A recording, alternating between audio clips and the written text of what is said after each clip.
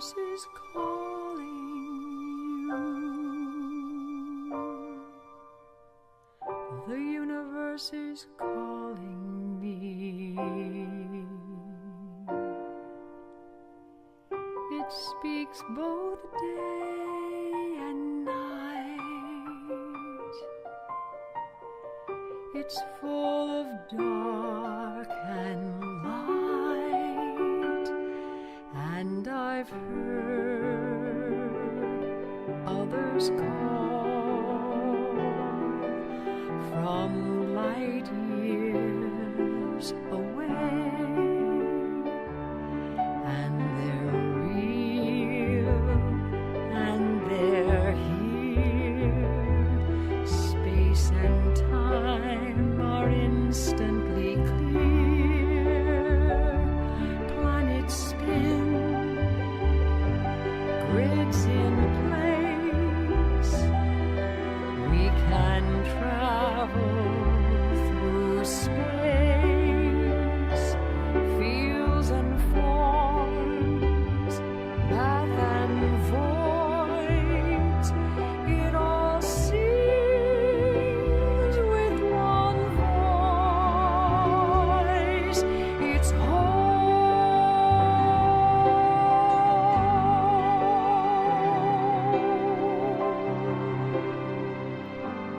Boundaries set, foundations laid. Sound was heard, matter made. Solar systems from afar. Names and numbers for the stars, and I've heard others call from light years away, and they're real and they're here. Space and time are instantly clear. Planets spin, grids in place. We can travel through space. It's the Lord's.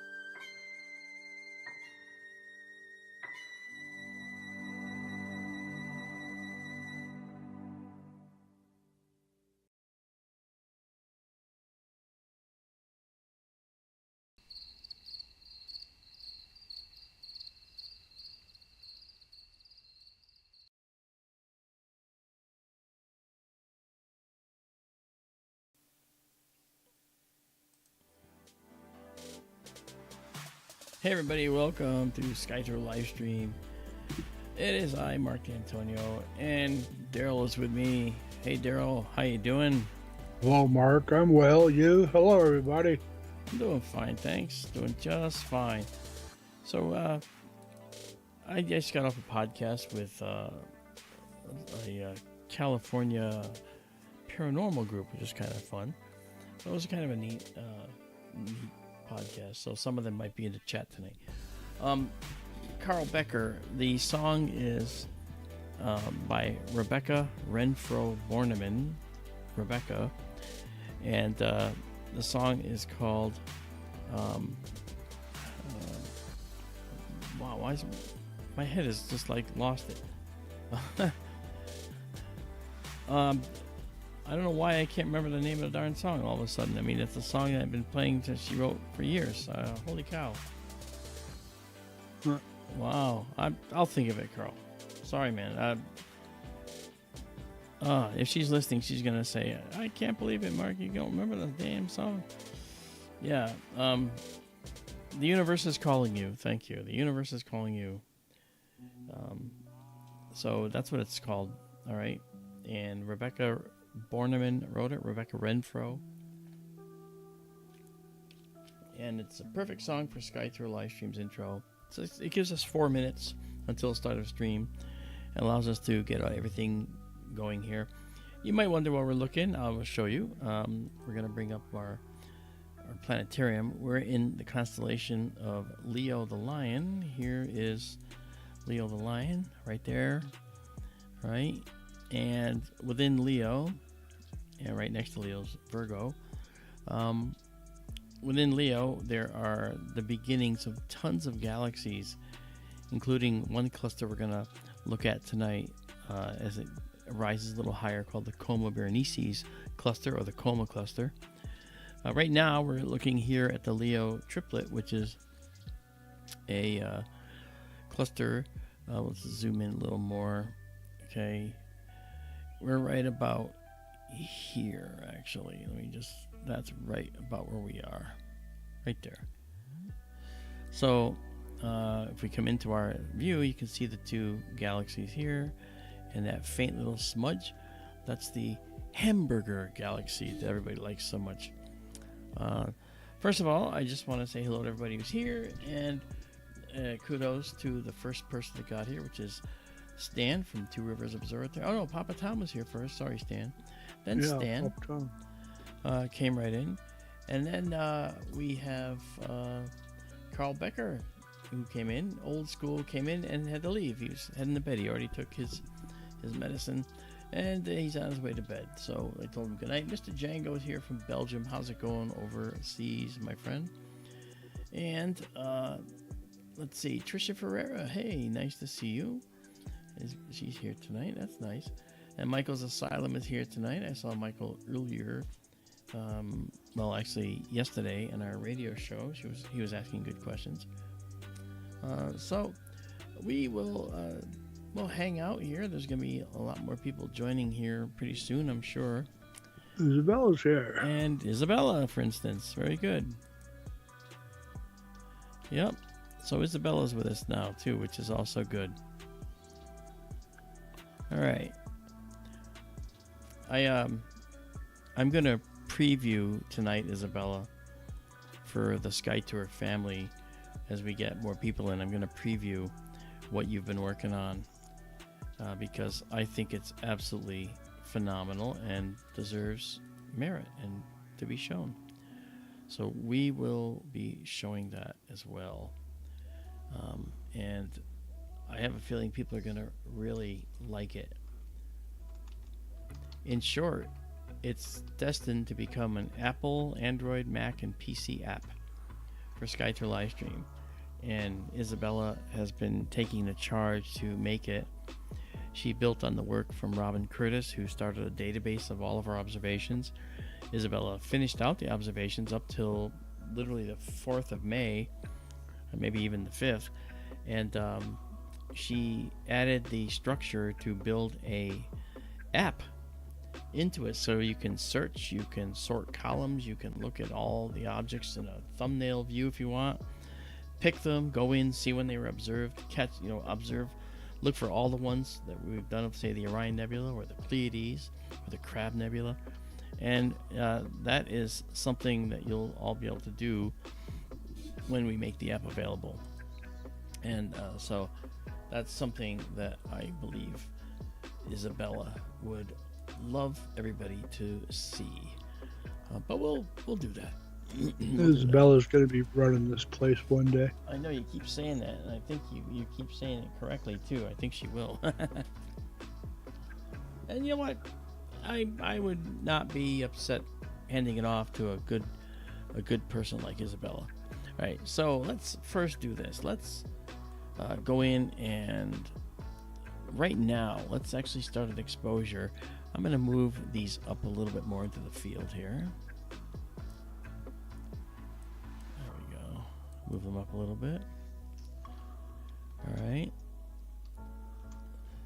So this is the Hamburger Galaxy, and then these are measure 65 and 66, the rest of the Leo triplet. So we're going to center them up and take a photograph of them. Yes, Izabela, we're going to, as soon as the coma cluster has crested, she says, let's see those 1,000 galaxies. And when the coma cluster crests, it's up above now, but when it gets a little higher, we'll check it out in earnest. And I already looked at it tonight, and it looks great, but it's got to be just a little bit higher for the best effect. We're catching a little bit of the red. All right, so let's go and do a 25-second exposure. Say hi to Starlink. It just went through. All right, and a 25-second exposure here, and we shall start it up right now. And there it goes, and we're going to start up our live stack. All right, and that's the last thing I just was doing before the sun had fully set. And now we'll just minimize this, actually.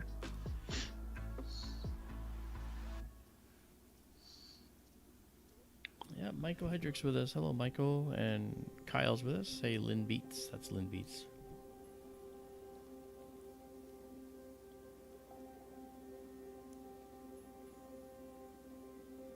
Alright. So we have an image, but not much of one, right? That's because we haven't color corrected and shifted our curves, which we're going to do right now. There we go. And we got that Starlink satellite in there. So let's clear this and do it again, because we'll have the next frame, won't have it in there.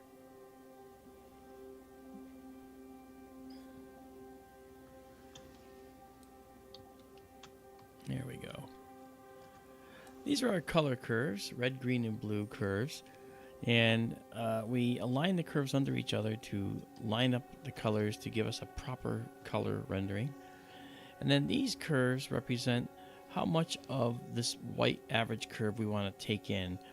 If we go to the left, then it's the black level curve. We'll see that the sky gets brighter and brighter and brighter because we're actually off the curve data, right? And I want to bring in more dark sky, so we have all the way up to just about the peak of this curve, okay, to darken our sky background.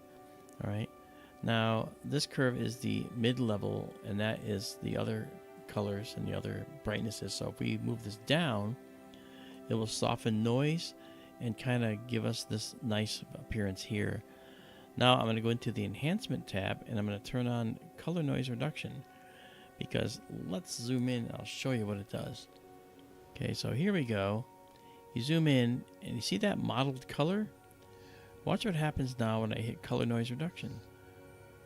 Boom! Now it looks much better, and when I pull out here of this image, when I zoom out, you'll see that our galaxies look already much clearer, and we've only got 4 exposures stacked. So this color noise reduction, the dynamic color noise reduction, is great, and our filter for a full width half maximum is the maximum diameter, maximum elongation that we want to allow the stars to get to before we refuse the frame. And right now, since we're doing so well, I'm going to drop this down to just 7 or so. And so if a frame comes in a little larger than that, it might elongate the stars a little bit, and it'll be rejected. Okay, so let's darken the background a little more, right up that black curve just a bit. And look at the contrast we get from that. You'll see there's some red in here. That's because we got a little bit of the sunset colors in here. Hamburger looks noticeably redder than M95 or 96 tonight. Yeah, well, that's 65 and 66, isn't it? Is it? Yeah, I keep getting confused. I know, because they're right next to each other. Here, Yeah. look. Okay. All right, we have the Leo triplet here. Okay, this is the lower one. That's M66. Yeah. The one to the right is M65. You're right. I always get them confused. That's all right. So we're going to use that as our center up so that we'll keep centered. All right. Yeah, so this is beautiful. It's Hey not there, even Marco. Astro Twilight yet. I know, and it's already looking good. That's why we have a little red in here. What I did was I reduced the color. If I bring the color way up, it's going to enhance that red. Okay, if I bring it down, actually this is about where it should be, you know, for doing our color shots. So, but I actually like showing the maximum amount of color possible. And thank you all for joining us tonight. I'm really happy that you guys are here with us. Keith Evans, how you doing? Thank you. He says, hi guys, love your live streams. Thanks, man. That's really, really nice. Thank you very much. Thank you very much. All right, I'm just going to go check out something here. I'm going to preview this. There we are. I'm just preparing to show you what Izabela's been working on, because I think you're going to like this. I know you will. And Daryl, you'll even like to use it, because it's not going to require any database knowledge at all, you know, stuff you won't have to learn. You just look at the pictures and select what you want to see. It's really kind of cool. Yeah, and you can search it, you know, and you can search it by object name, by catalog number, by type of object, constellation, exposure, gain, stack, right ascension, even the date. So there's really cool stuff here that she's prepared for us. So I will show folks this in just a little while. Let me just see here what we got. Yep, that's what we want. All right, that's the one we want. Okay. So, coming back to our image, we can see that we can color correct a little more, get some of this red out of there.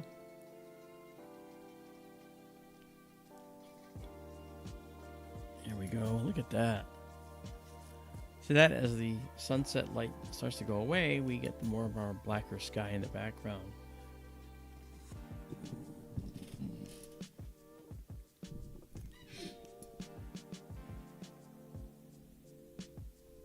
Oh, Papa Tom, don't tell me they're cutting off Wi-Fi on you. You know, if you have a cell phone, you can use a hotspot on your phone that they don't have to know about, and then your phone will do the Wi-Fi for you. If you need help figuring that out, we can help you with that. Every one of your phones can become a portable Wi-Fi hotspot. If you have cell service but you don't have Wi-Fi service, you can make your phone a Wi-Fi hotspot, and it will allow you to use your phone, connect to your phone like you're connecting to a network.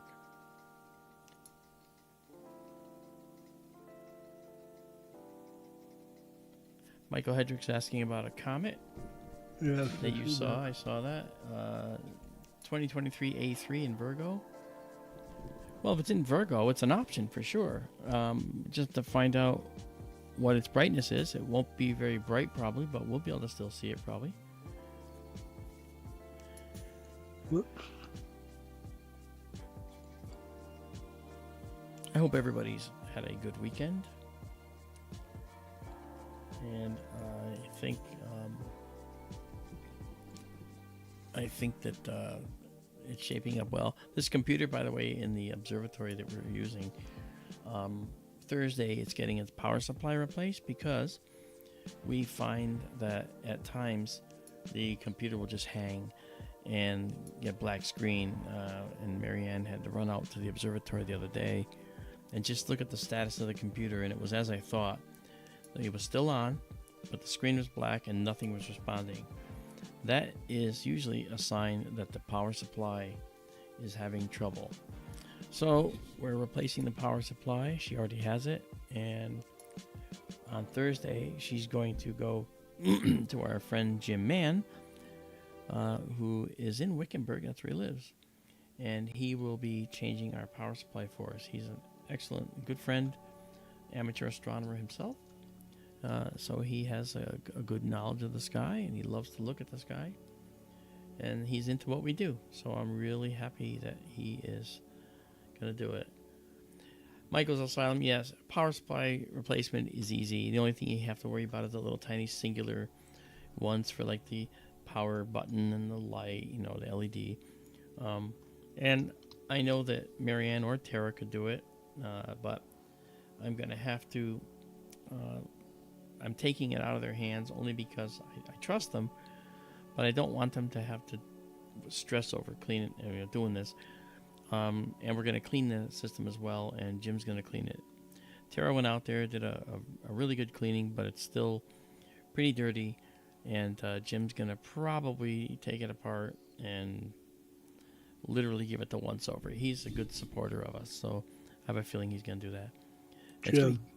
Jim Mann, this guy, a friend of mine that lives out there. Oh. Builds his own computers. His son's an IT guy, and he's also very proficient. I've never met his son, but I know Jim very well. I've known Jim for, 10 years, I think. Hey, Sam S. Nice to see you.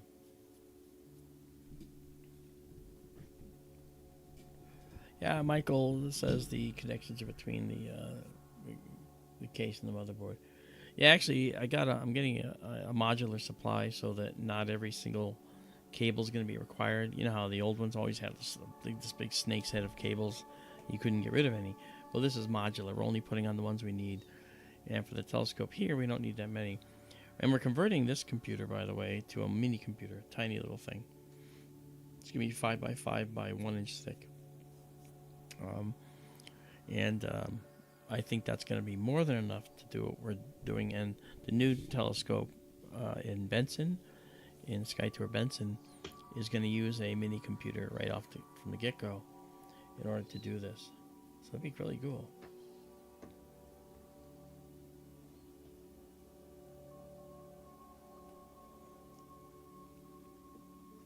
Michael, I'm not sure what you mean by bird kick mechanism.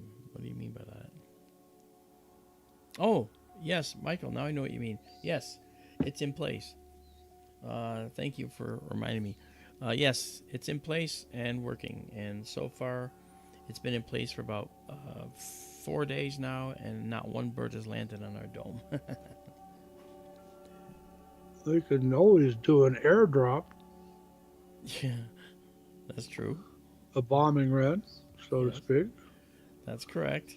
But they'd have a little target, so they might hit something else before they hit us. But that's true. Let's hope they don't.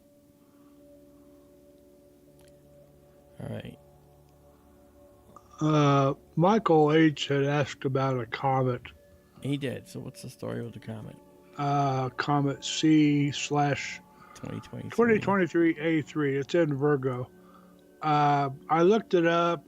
I don't think it will be impressive. It's presently somewhere 11th magnitude. It is in Virgo. So if we're going to go by Virgo, it might be worth taking a look. But it's not supposed to be at its best until late summer or fall. Yeah. Michael says, so far, 3 out of 1,000. Going to be a long and all-nighter. No, this is just the Leo triplet. And we're going to be looking at the Coma cluster. And that's in Coma Berenices. And it's way over toward the east. And I looked at it. It's fully visible, but it's still a little bit low in the sky. I'm letting it come up a little higher. So we'll look at a few things and then go to the Coma cluster. And that Coma cluster is the cluster that will have about 1,000 galaxies in it. I mean, they say it does. How many can you actually see? Well, without a Hubble Space Telescope, we might see 20. Okay, but there's literally about 1,000 in there. We might get more than 20, though. Depends how high the sensitivity is that we set, and depends how long we expose. Tim F. is with us. Hey, Tim. For those of you in California or thinking about going to Contact in the Desert, if you go to Contact in the Desert, I will be doing 3 lectures there. And we're going to be doing a live sky tour there, okay? And we're going to be doing another lecture. And in those 2 out of 3 lectures, we're going to be giving away equipment, including binoculars, telescopes. So hopefully, if you attend my talks out there, you will actually, just by attending, you're going to get a chance to win, because we're going to you're going to have tickets when you walk in the door that we give you. And those tickets will be used to win equipment. So it's pretty cool. Colma is not that far away. No, it's to the east more, and a little more north. Well, yeah, it's kind of above and between Leo and Virgo. Yep. Next one to the east from Leo. Yep.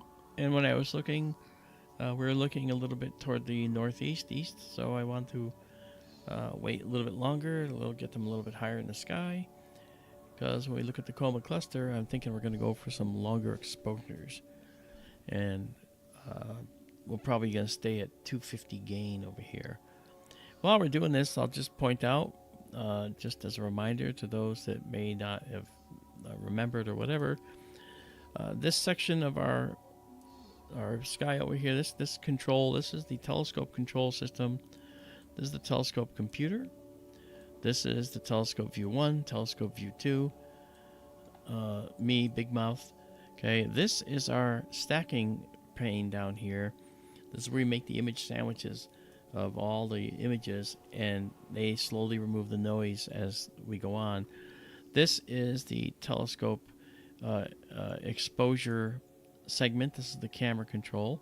So the most important fields here are exposure and gain.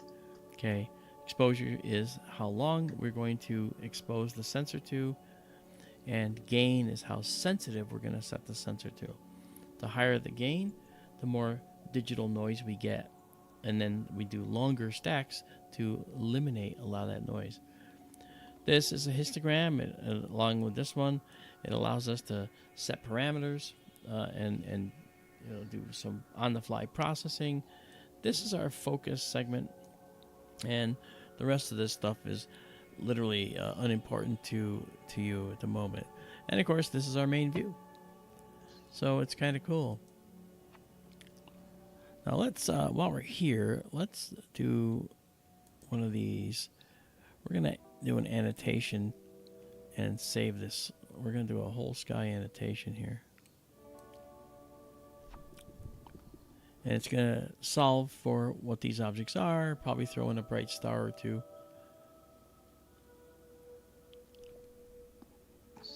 Right. Have you focused yet tonight? I have. Okay. And there is our annotation. It shows you NGC 3628, the Hamburger Galaxy, M65, M66, and it gives its other names as well. And you'll notice that there is not just 1, 2, 3, okay, but 1, 2, 3, 4, 5, 6, 7, 8, 9, 10, 11, 12, 13, 14, 15, 16. There's 17 galaxies so far in here in our view. So you see, that is actually kind of important. So I'm going to set this as Leo Triplet as the name. Okay, and then we'll save this image with these annotations, so you'll actually have access to this as well. Okay, so it's been saved. All right, so you see it's not just 3, there's 17. So this is what happens. There's a lot of galaxies that just escape your attention. Isn't that crazy? Okay, so now let's zoom in on this galaxy up here.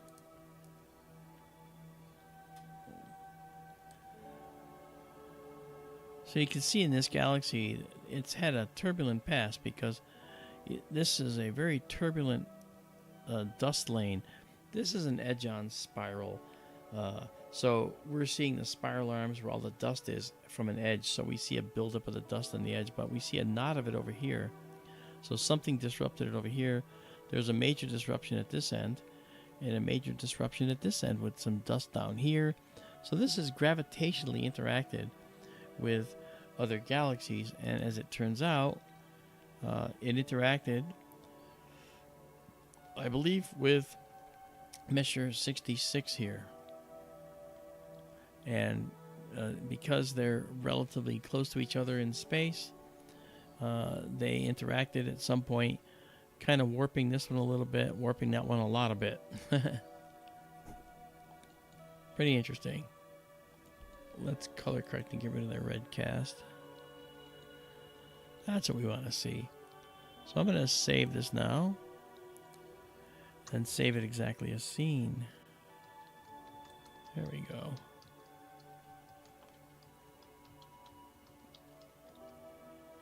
All right. All right.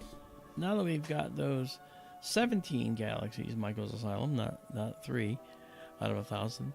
Let's see if we can check out one more object here. This, by the way, are going to be up on the server. They will be there, and actually they're probably already there. And available for you if you go to skytourlive.org right there. Actually, let me pull that down a little bit. Bring it down here. There we go. So you can see the other telescope. All right. So skytourlive.org is where you go to see what everything we're doing. It's the portal into our work. Okay, I'm gonna give us a 1 second frame here and do this night vision mode that we like to do. Okay, and then pow. All right. There they are. So it's really hard to see the galaxies unless we expose them for a longer period of time, and that's just what we do. And you see Starlink's going through quite a lot. That's good. All right. Now we'll come back here now. What would you like to do now while we're in Leo? I think we have... Oh, go visit the other pair. Yeah, 95 and 96 over here. We've done that before. But we could do it again, I guess. Well, they're nice looking. They are. Michael Hedrick has a question of you. Okay. Are you able to read it while I do this? Yeah, I could even answer it if you want me to. Oh, yeah, sure. Go ahead. A curious, well, he asks for you, Mark. It's all right. Is there a place, location in the sky, which has galaxies and very few Milky Way stars to process out? Question mark. Okay. I guess you'll have to answer that. Oh, well, okay. You said you were going to. Michael, if you consider, I'm sure you've seen the Hubble deep field images by now. If I remember right, they picked an anonymous part of the sky where they weren't expecting to see anything. It had no bright objects in it. And if I remember right, they said it was about the size of a postage stamp at arm's length. And they pointed the Hubble at this area and took an extended imaging run of the area, and they caught thousands of galaxies and few, if any, stars. It's a matter of scale as much as anything. They found that there were just oodles of galaxies out there where it looks like there isn't anything to a casual look, even to a telescope. think there was 1 or 2 stars, and that was it in that entire field. Yeah. So it's not so much, you might particularly say a certain area of the sky, but that if you reconsider, like the scale of what you're looking at in any area or most areas, you're liable to start seeing more galaxies and stars if you just zoom in, so to speak. You got to keep in mind we're surrounded by almost 2 trillion other galaxies, and they're faint, okay, but they're out there in all directions, every which way we look. So there is going to be more galaxies out there that you've never seen before. And that's exactly what we're talking about here. Yeah, there's M95 and 96. When the early photos show the noise we see here. Yeah, go ahead. When we look at the sky this time of year, springtime is often described as galaxy season.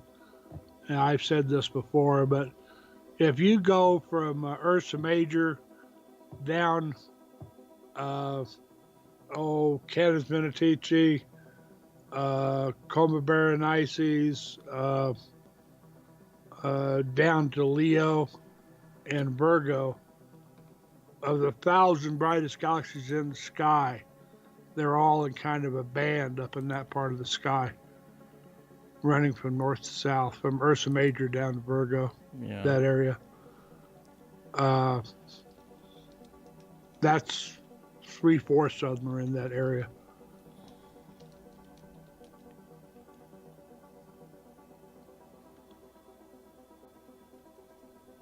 Okay, I like Brandon's question. Brandon Hill asked, what's the closest star to us that is most like our sun? And I would like to find an answer to it. He says, and if so, can we see it? If we can we see it actually? And I would like to find out if we can.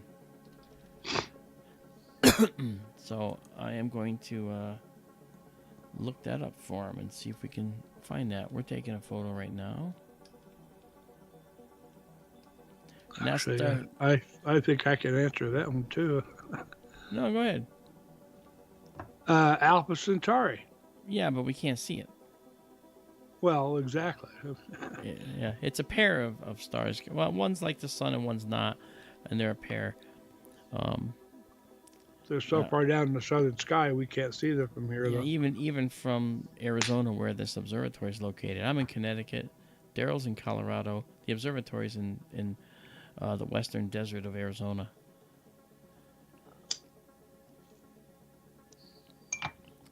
Yeah, so unfortunately, that's the nearest stars that's most like our sun. Let's pull this dark level back before the curve. You always want that black level before the curve to make sure you don't start cutting off your data. Because if you move that process curve in, watch what happens. You start losing everything but the nuclei. Now, sometimes you want that because you want to focus on the central parts of the galaxy, and this can help you see detail in there. But this is how you capture the full extent of the galaxy right here. Then when you color correct it, you see that the sky turns the right color, and then we have these beautiful galaxies. Again, if we go into our annotation, you'll see it'll have the last one in there, but we're going to have it do it again. And so it will be searching now, and it will now outline these guys in just a second. It's doing what's called a plate solve. Our system has the ability to look at the sky and determine what's there. And as before, it's not just these two galaxies, because in this one field we have another, and you can see we have NGC 3345 in here as well. So we have 3 galaxies in here.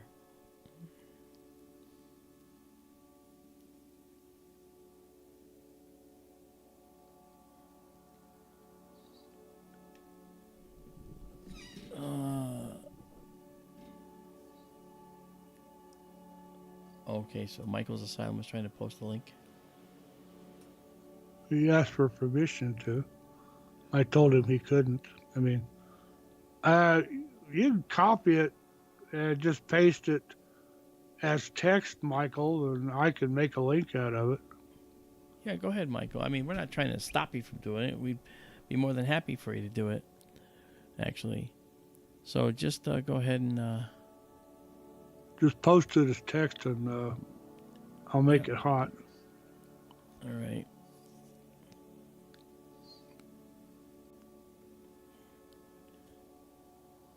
Okay, so we saved this with that, so we can get rid of the annotations. All right. And this looks like a little steering wheel over here.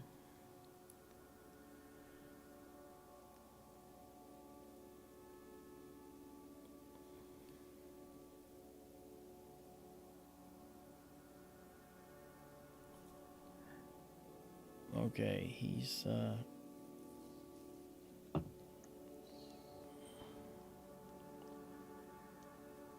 waiting for your string, Michael's Asylum.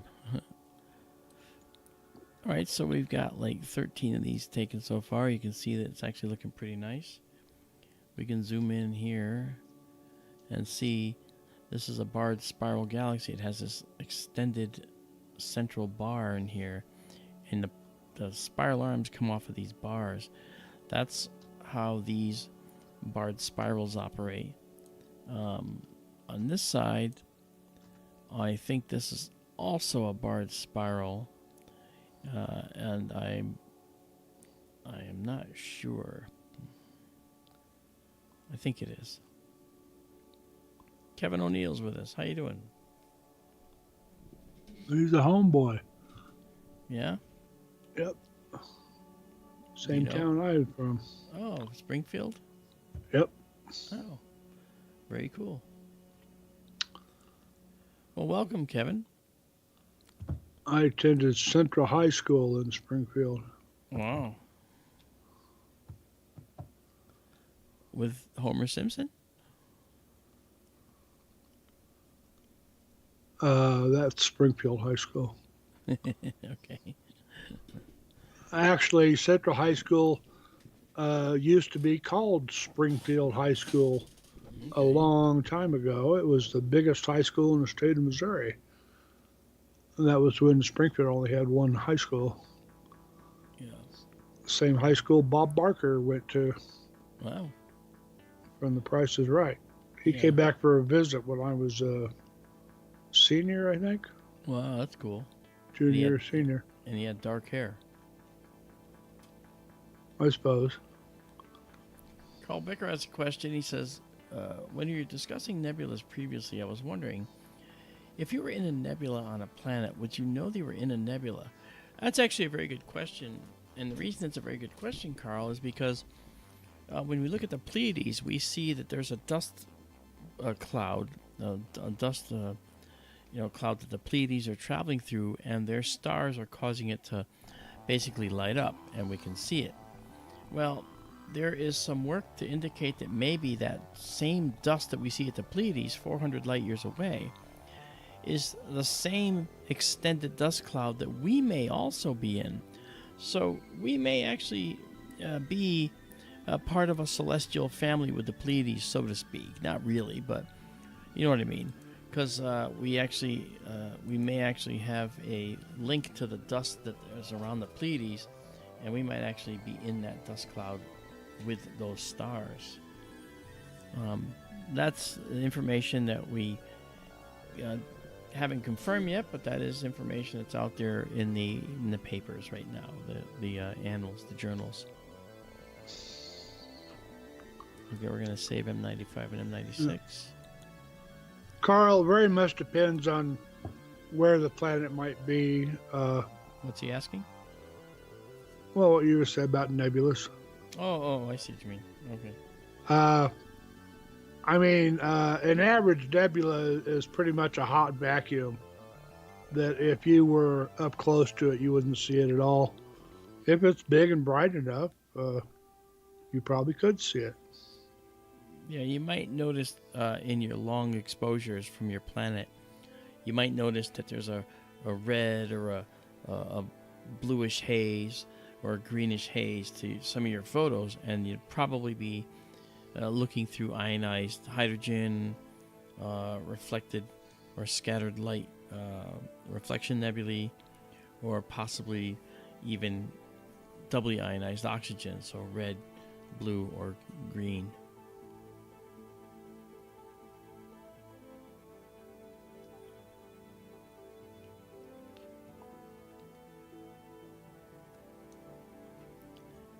Yeah, Kevin, I saw the storms. I was following the Oklahoma storms, actually.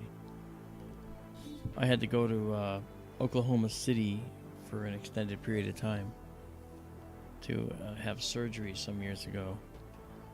And I was recovering from surgery and walking down the hall with an IV pole. Getting to the window, I looked out and I saw this really, really black cloud on the horizon. And I counted 5 conical things inside, and the nurse came over and said, "We may have to evacuate." You know, why? Those are tornadoes. 5 twisters on the ground outside the city limits. So I was on the highest floor of the hospital. That was a little scary. I walked back at almost 1/3 of a mile an hour.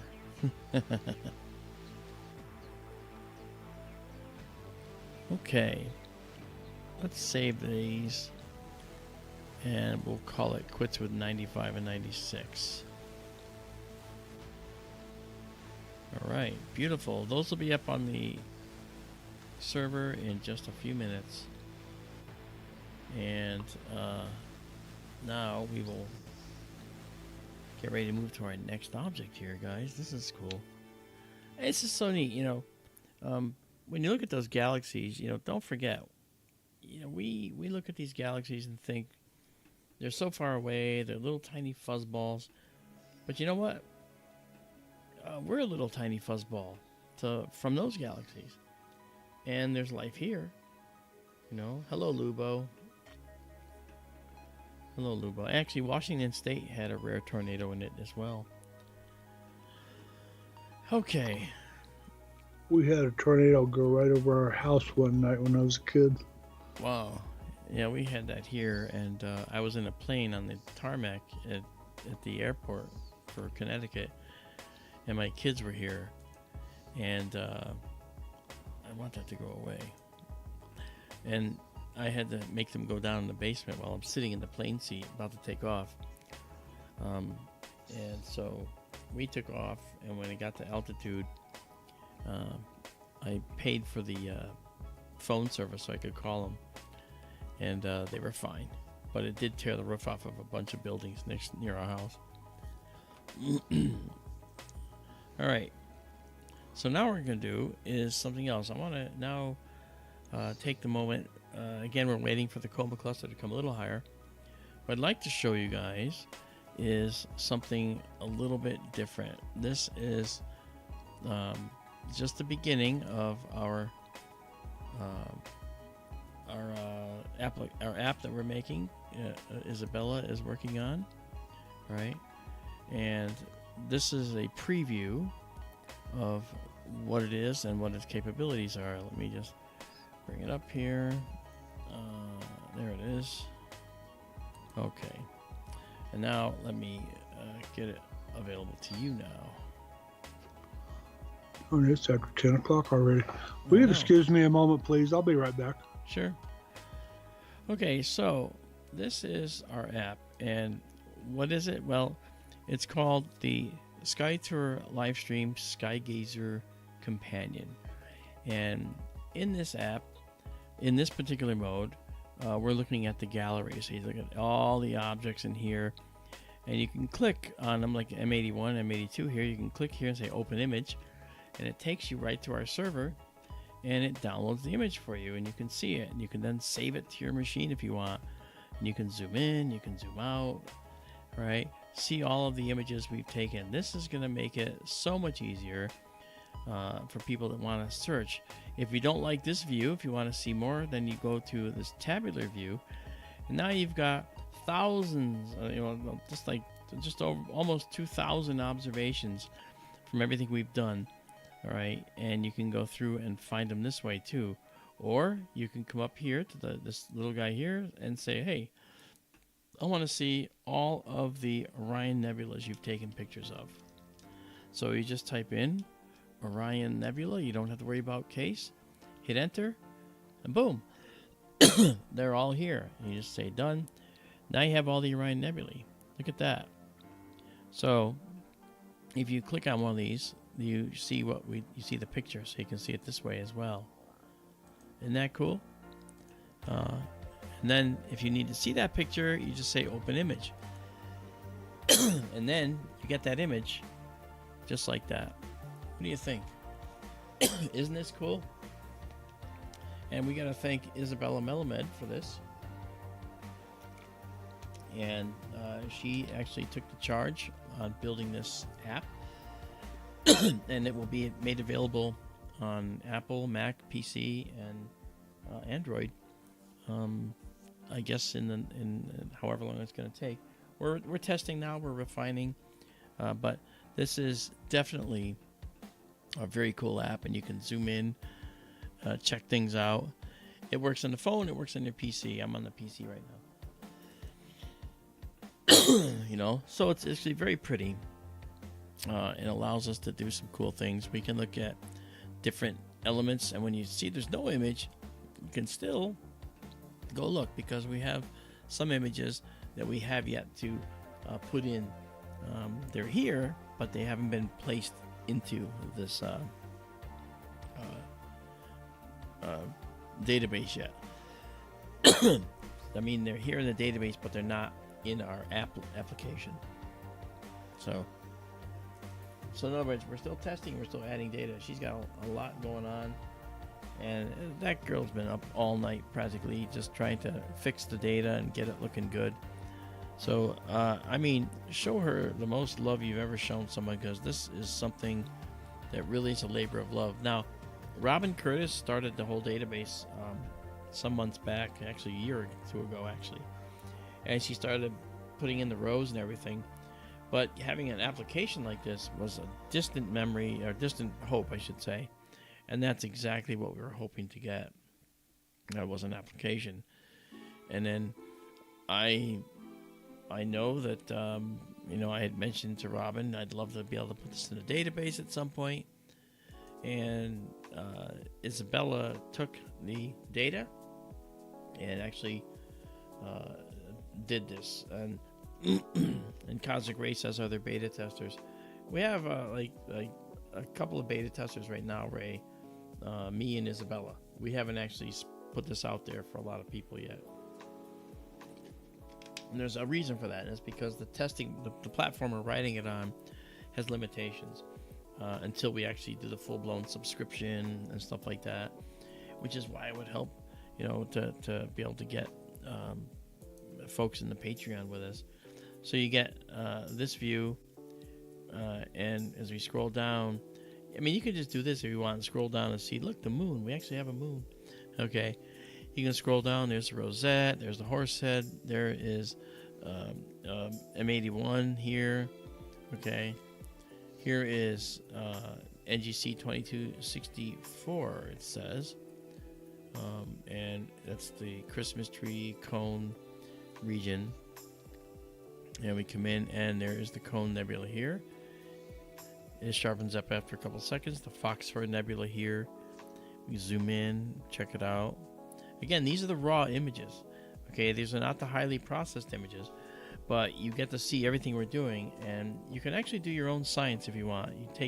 You look up all of the particular kinds of images for a particular object, and then you can compare them. If you do Photoshop, you can subtract them from each other. If there's anything left over, it'll definitely stand out. So this will be available on Mac and PC, Android, and Apple. So it'll be on those 4 platforms. It's not written for Linux, although I don't think I can have a graphical Linux box, but I don't think I'll be able to run it on that. But still, I think it's a beautiful job that Izabela has done so far, building on data from Robin Curtis' work in the past. And so I believe that this is just amazing. This was the globular cluster that we looked at. I don't think we looked at the other night. Oh, yes, it was. This is like M53, I believe. And so this was one that we looked at by request, if you remember, and you could zoom in on it too. Look at that. Oh. So yeah, go in. Ooh. Zoom in. Yeah, so that's pretty cool. I don't see anything. I know you don't, because you have to see it in the stream, because I'm streaming it to the output, and you still have your screen. So there you go, folks. Hope you find that interesting, and we will return to our regularly scheduled program now. But again, show Izabela some love, because man alive, she's done some really long, hard work for this, and she's the one that suggests we give it away as well, which I think is very interesting. Fantasy, nice to see you. Nice to see you as well. C&D boy, good to see you.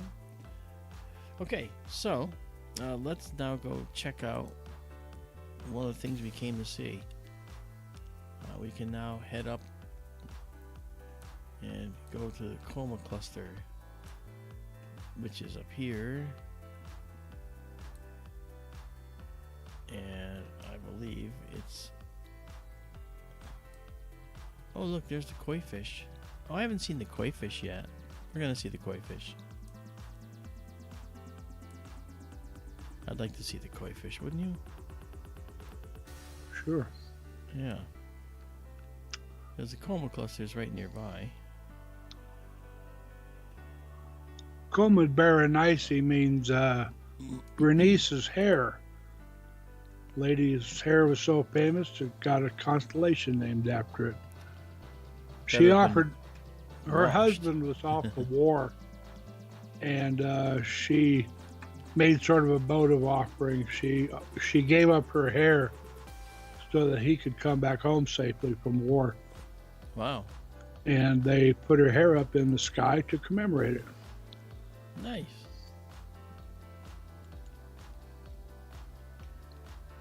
All right, let's... We say Bernice, but nowadays Berenice, I guess. In the old days, it would have been Berenike with a K. Okay, it's pretty high in the sky. There is the koi fish right there, I believe. Nice and centered up. Trisha asks, Trisha Ferreira, is there a Izabela galaxy? There should be, she says. Oh, you see that? If we could only immortalize you in the stars, Izabela, we would. Yeah. Izabela did a lot of data repair too. She went back to 2021 to 2024, so this application will cover all that. Right. And again, none of it would have been possible if Robin Curtis didn't decide to take it on way in the beginning. Otherwise, Izabela might have thought of it, and she'd still be doing it right now. She'd be still probably working on 21, 22, maybe 23. She'd be working really hard, I'm sure. But it was always a dream to be able to use some tools to do analysis of our own data, and now we have that ability. It's fantastic. Brandon Hill asked a question. May I answer him? Yeah, read it first so we know what it was. Sure. Brandon said, since the Milky Way bulge is so dense, is there any way to view nebulae or galaxies on the other side of it? There is a thing called the zone of avoidance, Brandon. Yeah. And that is specifically where it's blocked from seeing anything on the far side. There, looking toward the center of the Milky Way. Yeah. They have their There's Sagittarius dwarf galaxy though, and that's one thing that came to mind. I've never seen it myself. Hmm. Uh, I'm not sure an amateur can see it. As general thing though, no, we can't see what's on the far side.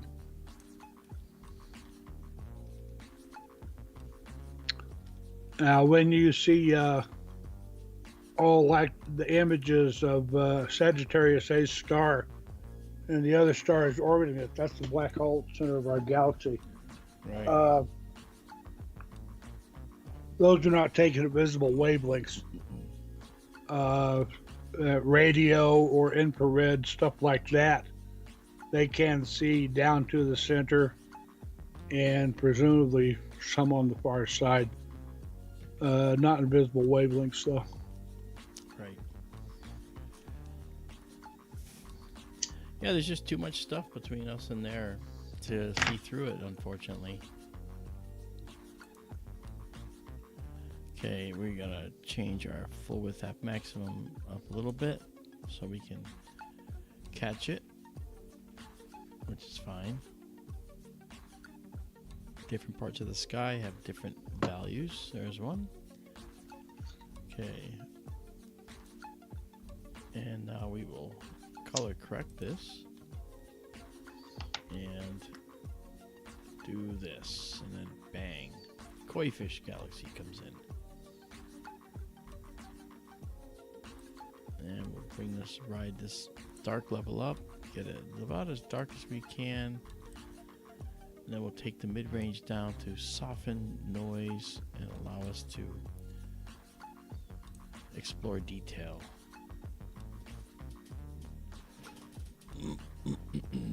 Nice.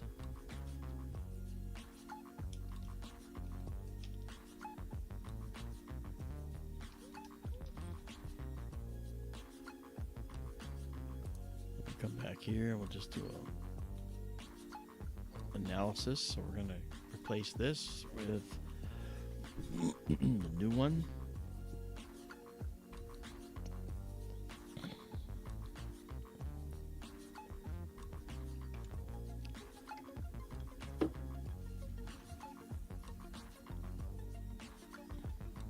Interesting. So just in this one shot, there's 1, 2, 3, 4, 5 other galaxies here, and none up there, and 2 more down here, 3. So we actually have 6, 7 galaxies in here along with the koi fish. So we'll save the image with annotations. And it's going to the koi fish galaxy. One's been saved, so now we can get rid of this. Alright, so let's zoom in on the koi fish a little bit. We can see some detail in there. We can actually enhance this detail, which you haven't done yet. We're going to do an unsharp mask. And you'll notice now that the detail in the koi fish is really enhanced. It's very nice. I'm keeping the numbers low so we don't overdo it. Izabela says, I was going to ask for the koi fish galaxy. Fantastic, Izabela. Thank you. And Daryl, thank you for putting up the address of the OneDrive.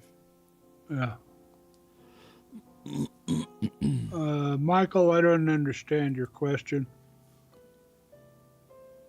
He said, is there a special way they determine star solar masses based on how much the galaxy nucleus blocks our vision?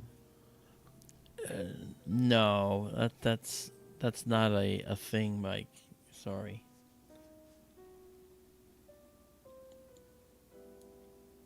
Stars are point sources.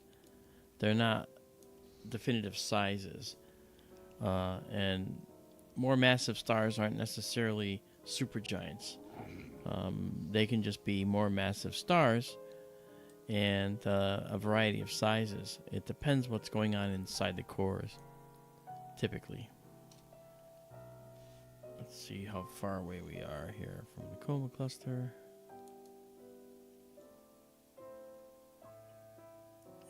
Okay, that's what I thought. So we are here, and the coma cluster is just here. And as we zoom in, you will see, oh boy, look at all the galaxies. It extends way outside of our image. But we're going to focus here and just go to town and check it out. It's just a short time. So first things first, let's see. All right, we're not that far off. Not bad. All right, that'll be good. So koi fish is looking pretty. Let's go back to our regular histogram. If I kick the color up, it doesn't really do much, but I can just bring it down to this position here. That's good. Hello, Hunter. And we can darken this up. It's 12:30 after midnight here. So we can go a little longer because we're going to have a coma cluster that's going to finish it out. Ranjit says, I remember seeing coma B during this year's star party through a 16-inch Dob. Yeah, I bet you it looked really pretty. little fuzzy dots, right? No, this is looking nice. It's high in the sky, so it should look nice, you know? Okay, we got 12 in here. The first one was rejected. That's why it says 1 rejection right there. You know, it says 1 rejection because the first one got rejected right there. That is fascinating. So if you guys can, I mean, I would really hope that you might consider joining our Patreon, you know, because what you get beyond all the free stuff you get now, if you join our Patreon, all these images that we take, you get the final processed images at certain Patreon levels, but you also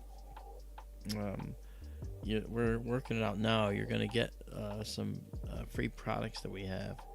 You know, we make everything from mouse pads to blankets to oh gosh, refrigerator magnets, coasters, playing cards, sneakers. I have a pair of sneakers with our Horsehead Nebulas on it, and it's really, really pretty. They're really nice, and that's at the up there in the upper right there, the SkyTour shop you see right here. Okay, right here, SkyTour shop. That's on Etsy. So you go to Etsy, and in the search bar you put SkyTour shop, and then it'll tell you to go to our shop. And you could get all kinds of things, really, really, really wonderful things. So the Patreon it's also, as a non-profit organization, it helps us because the Patreon is the way in which we, you know, can keep going. You know, because unfortunately we're not going to be able to keep going if we don't have assistance. But we're trying. You know, we do this out of love. None of us are getting paid for this. The only thing we get paid for is gas when we drive out to the observatory. There's no hourly rate, you know. Okay, 17 images here. Well, you deducting that as a business expense? Yeah, I mean we do because it is a business expense. We we pay for gas. We have to we actually do that. Yeah. Stars are looking a little soft. I will check it. We are aimed back, so we might have had some mirror flop occur. But we got 18, so we're going to clear this now. And let's go back and check.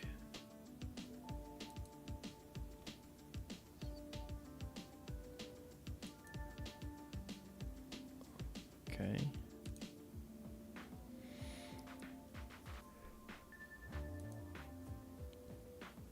All right, we'll all right, now we'll do a focus run here.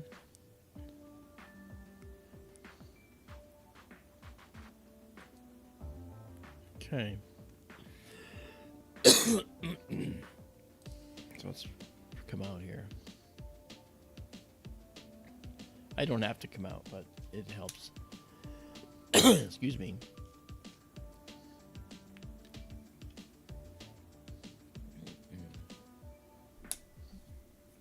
Oh, that's right, Izabela. Robin Curtis also started building our Etsy store way back, and then I started making products, and she was making products, and she started buying products too, just so she could see how they were going to look. So she did a lot of legwork for us, so that was fantastic. You'll see this curve being built here. We want to build a parabolic curve, and at the bottom of that curve, that's going to represent the point at which there's a good focus. So that is going to start coming back up now, and when it comes back up, it'll calculate the center of this parabola here. Probably right there.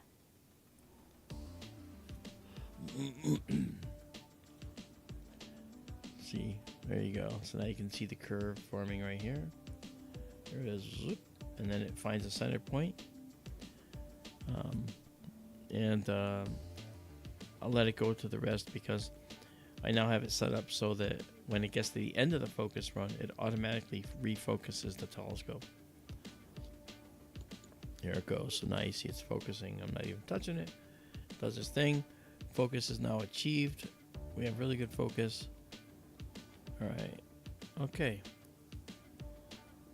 And now, what happens is when the telescope is facing this way, okay, you do a focus. When it goes up, you do another focus. When it tilts back, you do another focus. And the reason is because with all those major movements, this is down.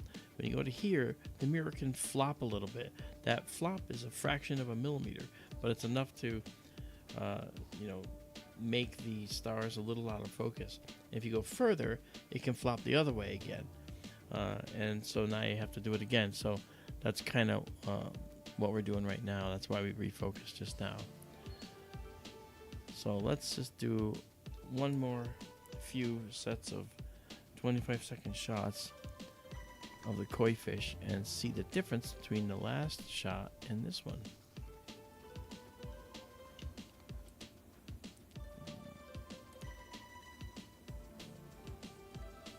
So this yellow progress bar tells you how far along the exposure is. When this black line is filled in, that's one exposure done. And we'll see the curve show up when and if the data passes our full width half maximum test. So if you see a green bar here, we're going to have data, and we do, and it's actually pretty good. So let's drop this down. All right, and this looks good. Let's color correct if we need to. All right, and now if we move in,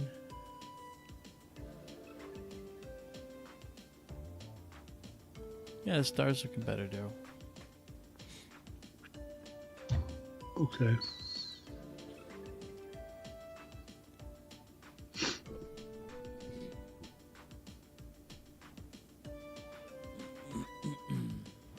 Oh, did Carl have to leave? What he said. I didn't see it. Okay. Gotta go. 5 a.m.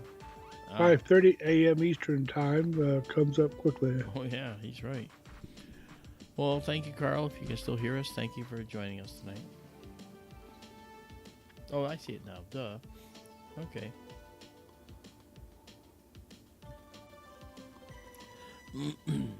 Cosmic Ray, we've broken ground at Benson, Arizona for the second site.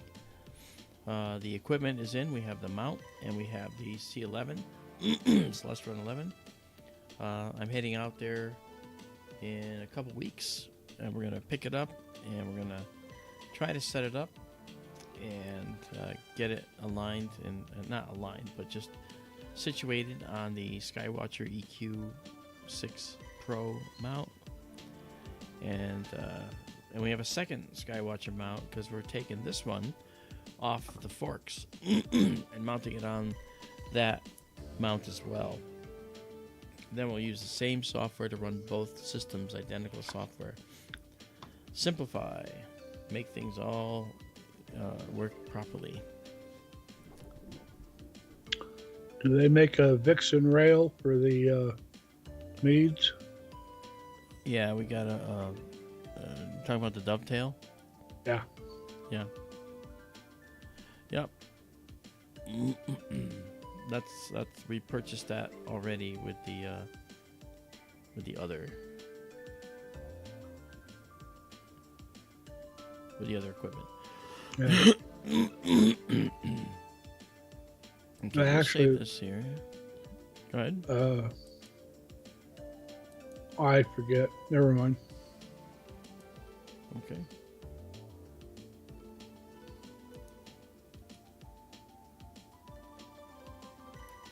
Okay. All right. Let's now get back out to our previous magnification here. There we go. Now let's check out and go to the coma cluster. So now the telescope will be taken to the galaxies. This is only a portion of all the galaxies. They're all in here. It's a much larger location, but this is where they are. You can already see some. Look at that. All right. Let's move over a little bit. All right. So now we'll make this a 25-second exposure as well.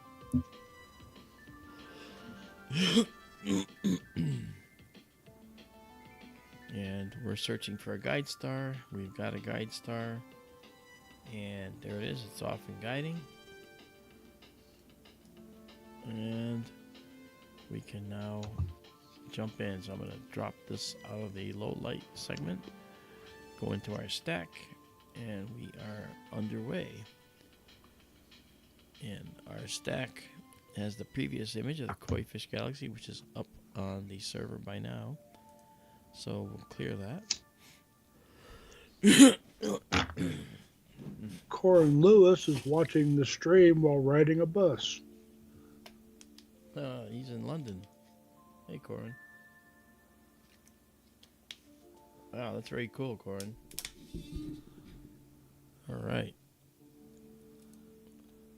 Well, thanks for checking in with us, Corin. I'm so glad you're watching the stream.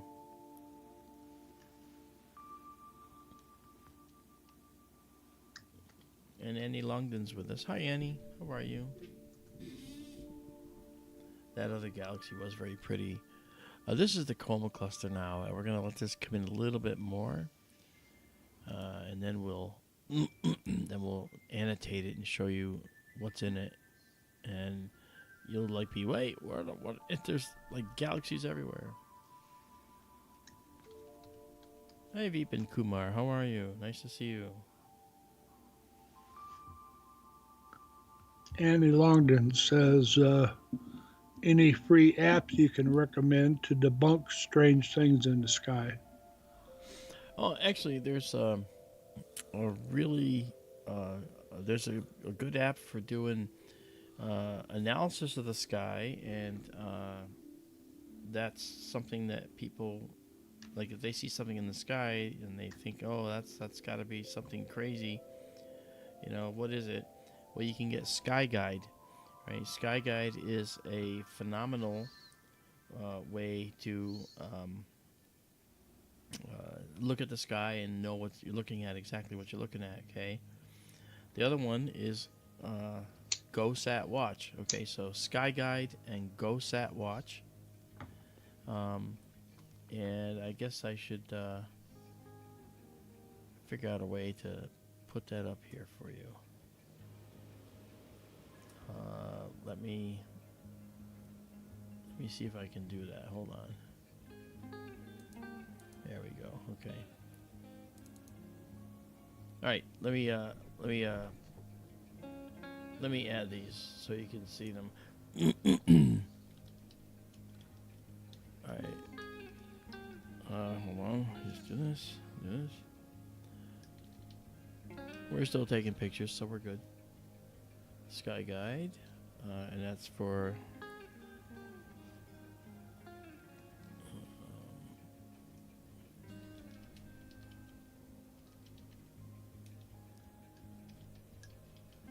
and then GoSat Watch.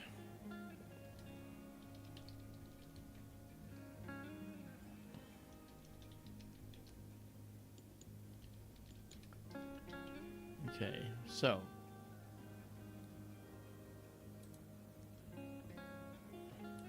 there you go. These two apps right here are very good for doing what you're asking. Okay, Sky Guide. Okay, Sky Guide does the night sky, and GoSat Watch says what's that thing flying through the night sky, and that pretty much covers it all. You know,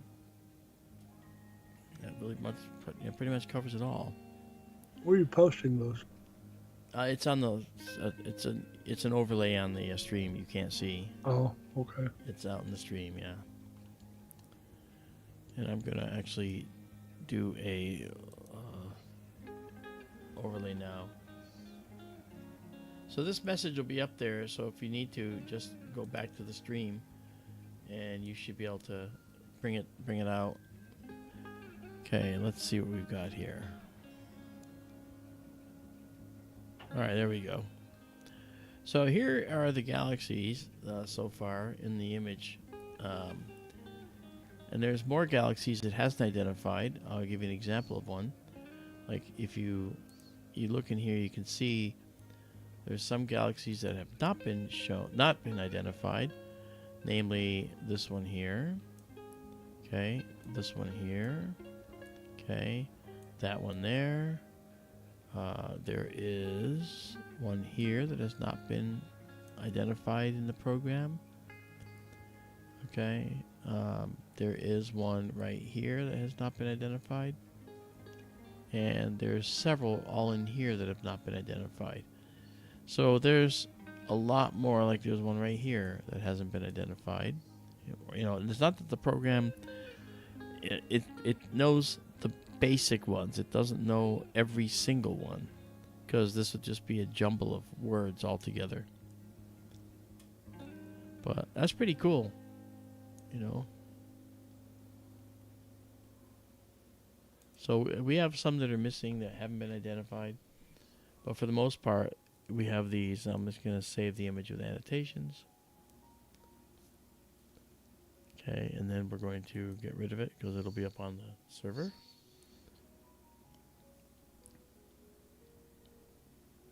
So there's an awful lot going on in Coma Berenices, as we can see. Let's see if we can darken up the sky a little bit.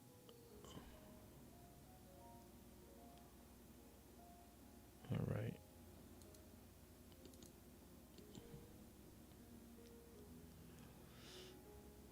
Pull this up, the dark level, bring that right up here. And that should, yeah, so now we have a good contrast. So all those fuzzy things you see in there, those are galaxies. Some of them are bigger than ours. Some of them are about the same size as ours. Some of them are smaller. But for the most part, we're looking at whole island universes, all their own. Galaxies full of billions, hundreds of billions of stars each. And in this hundreds of billions of stars, we see an incredible opportunity to potentially find other life. And that's what's really cool about this. Coma cluster is much farther away than the Virgo cluster is. On the order of 5 or 6 times farther away.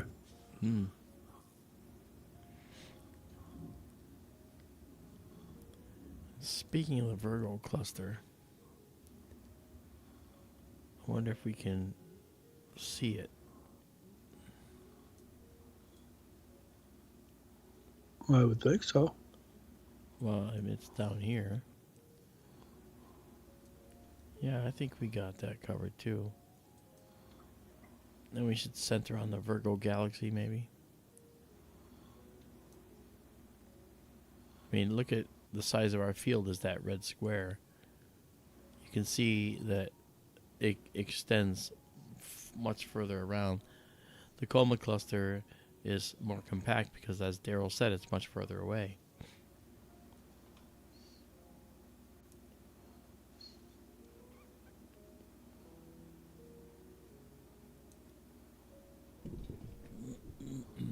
There are some Messier objects in there. I mean, there's is that 89 or 99? Just a little. Oh, well, sorry, you're in Virgo already.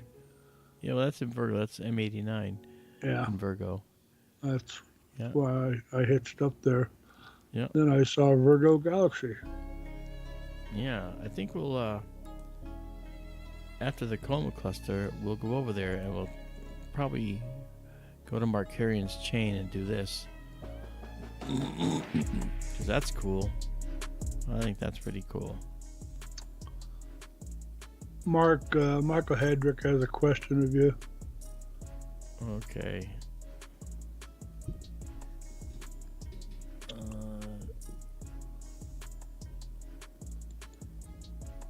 Did you hear one study from February said 100 days of low-dose radiation mutates human DNA as much as the same total radiation from a short burst?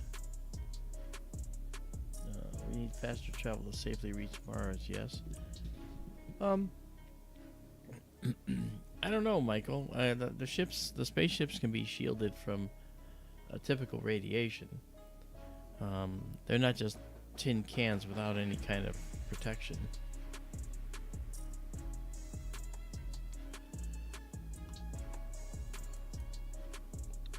Okay, this is a Coma cluster. So I don't know, Michael. Yes. Okay. A fast way to get to Mars is certainly desirable. Yeah, I agree. Okay, so there's tons of galaxies in there that we saw with our annotation as well. Okay. And so now we'll do the same thing with the Virgo cluster. Okay, so that's been saved. And now we'll go to the Virgo cluster.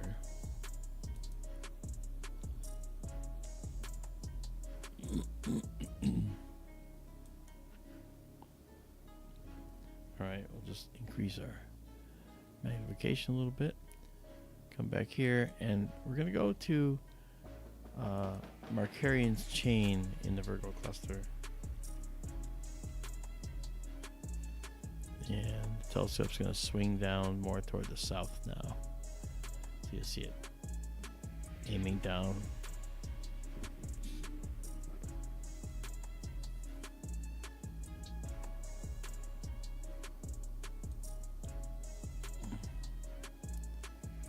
Okay, and we come back in here, you'll see that we've got more fuzzies.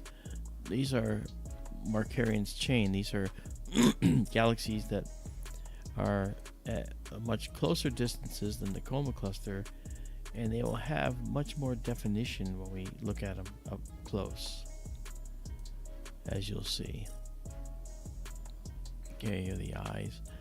Okay. Interesting, these names. Okay, again, 25-second shot. And let's see where we are with our... We're going to get our guide star here.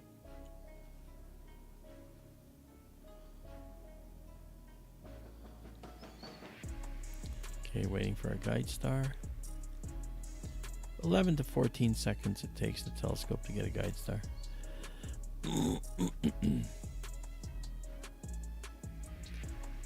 Michael's Asylum, yeah. Stellarium will show you tons and tons of satellites on its screen, and it will also show many Starlink satellites. So that's pretty incredible. Okay, there we go.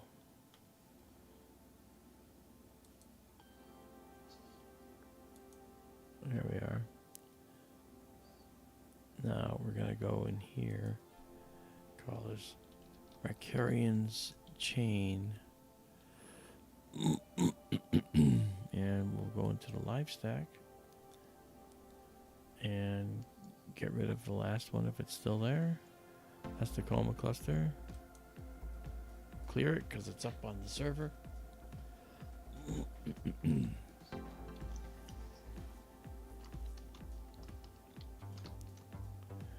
And as you can see, way more visible galaxies here.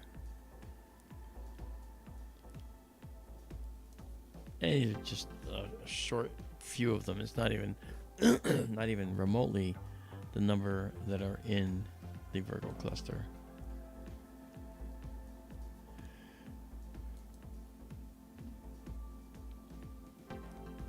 Okay, so let's move this mid-level down here,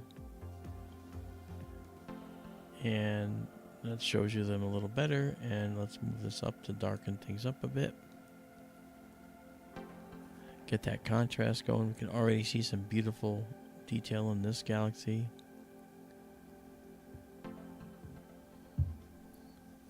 Hey Corin, I'm glad you could see it on the phone.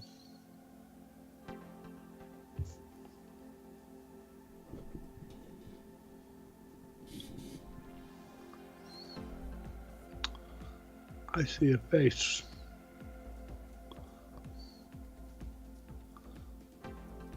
Where?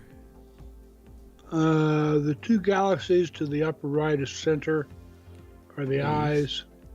This is the Then mouth. there's one below and between both of them is the nose. This And guy, then that this one is the mouth. Okay. And this is the top hat. And it's a mantis or an insect. Look at this beautiful galaxy right here. Aren't those two Yes. close together on the upper left? Aren't they called eyes?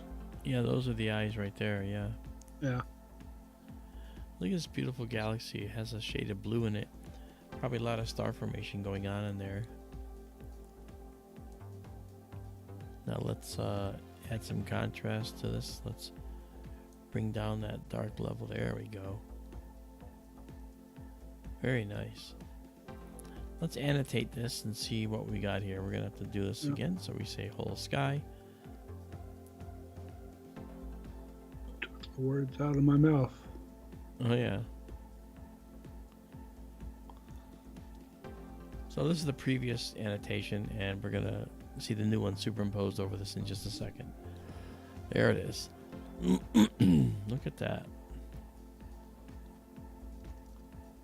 So it's these that Daryl was talking about that are the eyes. Okay.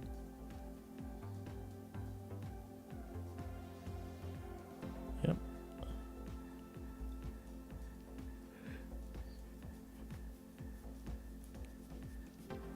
And if you look in this list right here behind my head, this is the list of all the galaxies that are here in this image. Quite a lot of galaxies. Prominent one is Messier 86 here. It's actually the brightest of them at magnitude 8.86. Isabella's falling asleep. Yeah. You know what? You deserve it, Izabela. Go to bed if you like. Maybe we'll talk to you tomorrow. Okay, we'll save this. This is Mercurian's chain. We'll save the image with annotations.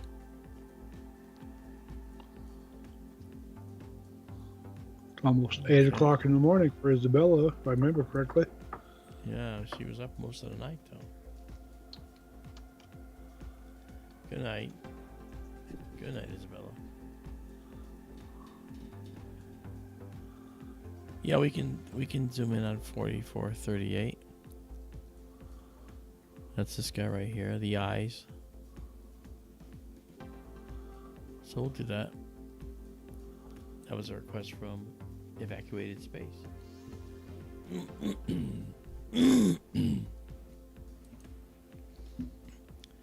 We've only got 10 frames in here, but the more we get, the better it'll look. But there's the eyes right there. Look at that. Many of these galaxies are interacting with each other too.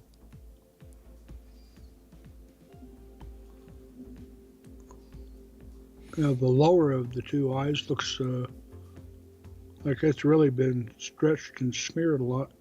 It does, doesn't it?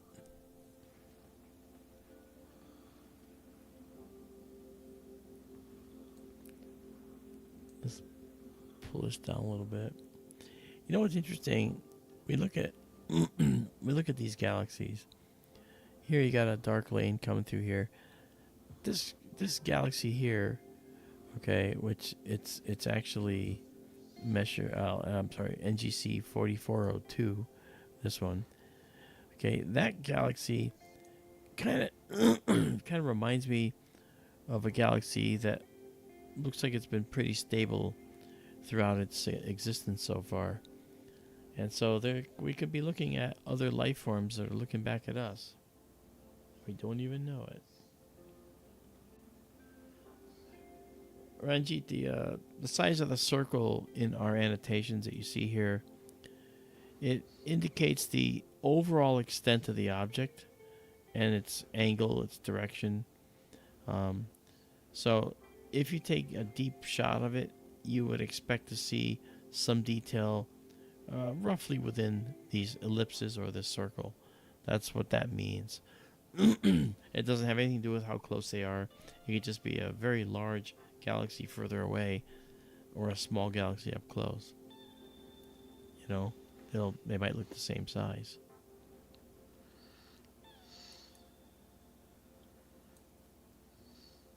And let's zoom in on the eyes again by request.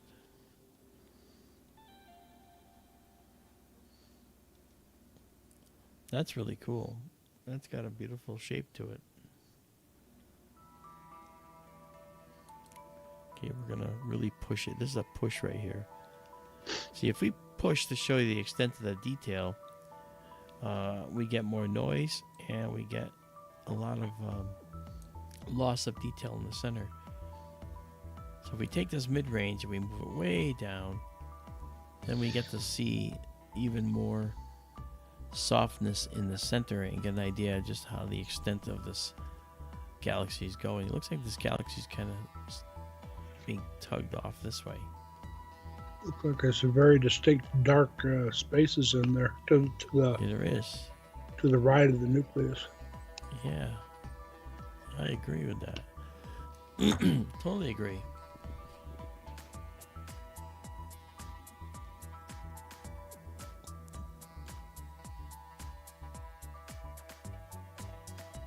Wow, that's pretty cool. Let's move over here.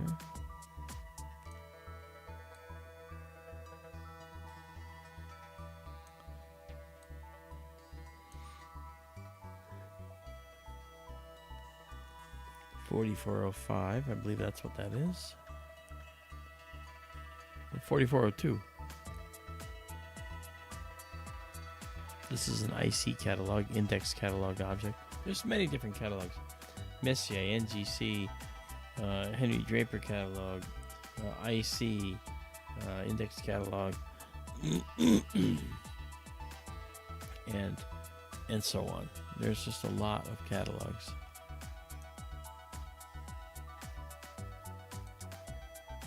Zoom out now. This galaxy looks like a fun one. Look at that. That's cool. Which galaxy is that? Let's find out.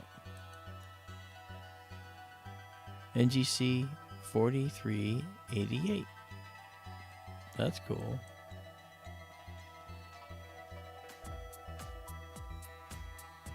You know, guys, if you haven't joined, please join. You know, join us and support us in some way. Tell all your friends. Give us, a lot of thumbs up. Help us with that algorithm. Because I'm just going to tell you straight out. There's nobody on the internet doing this at all. Nobody's doing this. Yes, there's people doing astronomy and stuff. But you don't have an astronomer. I'm an astronomer. That's what I got my degree in. You don't have an astronomer. You don't have a guy like Daryl, who's another astronomer, able to tell you things about the night sky that are interesting and give you insights into what you're looking at in the night sky.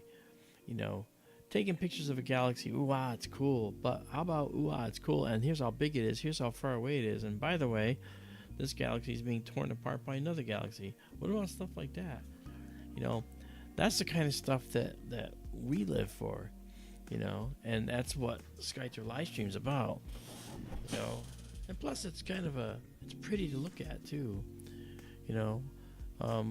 Show you one thing we do somewhat often is I'll take this down, and I'll actually move the telescope out of the way, and then I'll increase the size here and just fill the screen with the things that we do sometimes, and you can actually see all these beautiful things. And sometimes I'll actually go over there and say, now this galaxy here actually is really cool. Looking at that galaxy, you can see it actually has a real cool flat profile, and my finger keeps missing, but this is the guy that we liked really here. This is the one I really liked right here.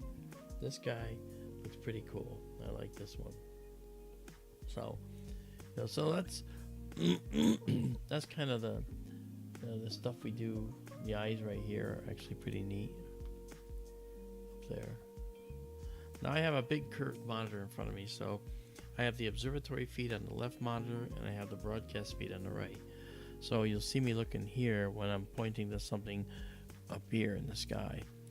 Okay, so you have to understand that that's because that's where it is from the observatory feed. So when I go to Contact in the Desert, I'm going to be doing a SkyTour live stream out there, and it should be early enough, near the summer enough, so we'll actually be able to see the summer Milky Way and see some really cool things. It depends how late we can go, so we'll see what happens.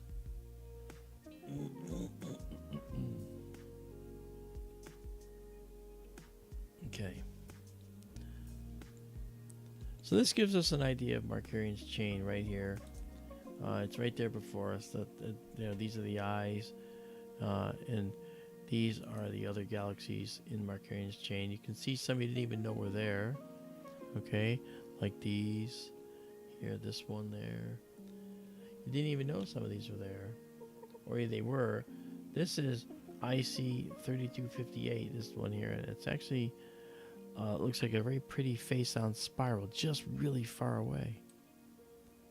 And there's one just out of the shot here to the right, and it's labeled, but it's just off the view.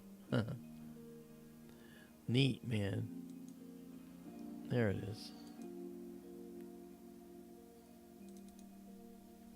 Very cool.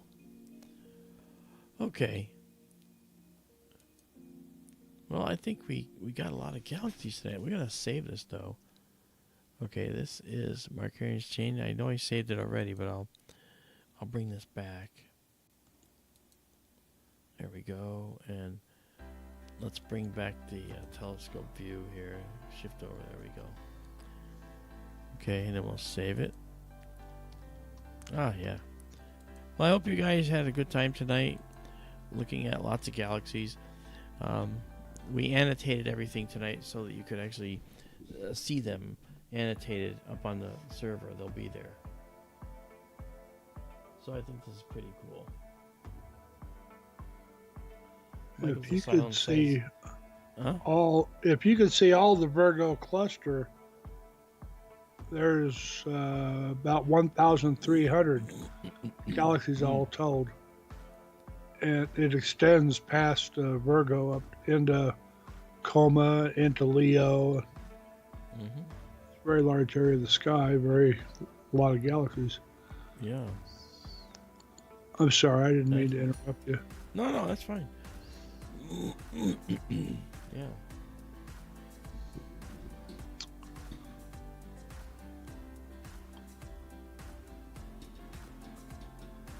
All right.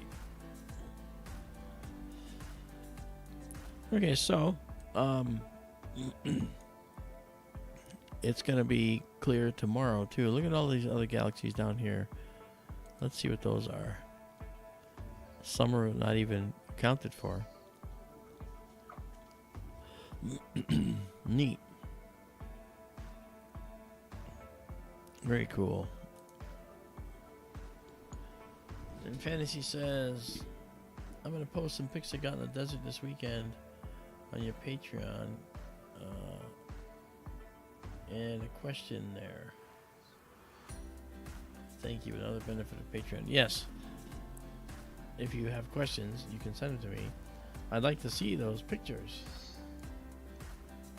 I can't wait to see them, Fantasy.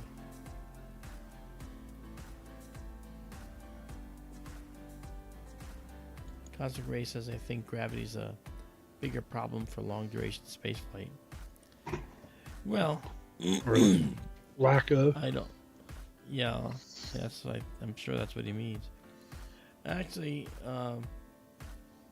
let's see, Nick the Saint, how are you? Nice to see you. Lack of gravity is always a problem, right? We're not used to it. So one of the problems that we have is that we want to figure out a way to deal with long duration space flight, right? So what if we didn't have to go long duration to go on long distances? That is the crux of the talk I've been giving around the country lately on Kaluza-Klein gravitons and using interdimensional travel. And our radio show, which is actually on our SkyTour live stream with Mark D'Antonio, it's on my YouTube channel. Sunday night show is up there, and I go through the whole presentation. I show you how a UFO can fly and get here from a long distance very quickly.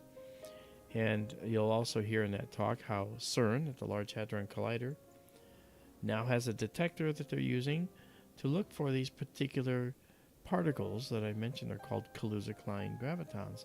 They're looking for them. And so that is something that would help confirm that these particles exist. And you gotta listen to the talk to learn why they're important. It's all free. Nothing costs money up there. So check it out. It's our SkyTour live stream. You'll see Tara Diulis up there, who's another member of the SkyTour live stream 501c3 company with me and Marianne Robb. So enjoy that. Okay. We're going to get this last exposure here. And then there it is, 40. So we'll save it here now. Save it exactly as seen. And that's it. The rebels are there. All right. Thank you for joining us tonight. I'm going to call it right now because it's 1 a.m. just after. And we will be back on the next clear night, which could be tomorrow. All right. So hopefully you guys are excited about astronomy as we are. I know that astronomy is something that's really, it's the rigorous application of astronomy that's going to allow us to leave this planet someday. So that's pretty cool. So I hope you guys had a good time, and we will see you again. So see y'all later. Good night, everybody. Good night.